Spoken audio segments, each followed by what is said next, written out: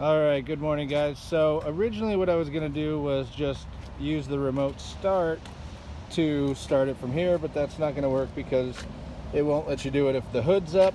So I got a little tripod. I'm gonna set this right here, and then I'm just going to cycle the engine a couple times from inside. So here we go.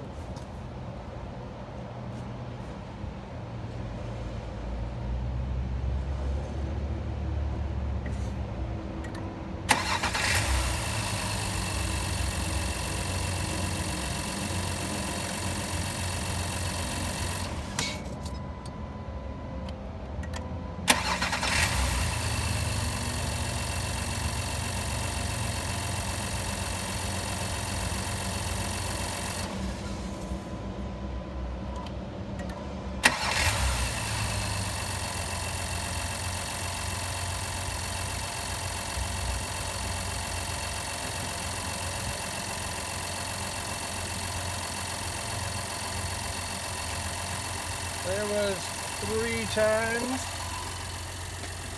There's not much to see. A lot of it's protected from this or by this shrouding, but the engine.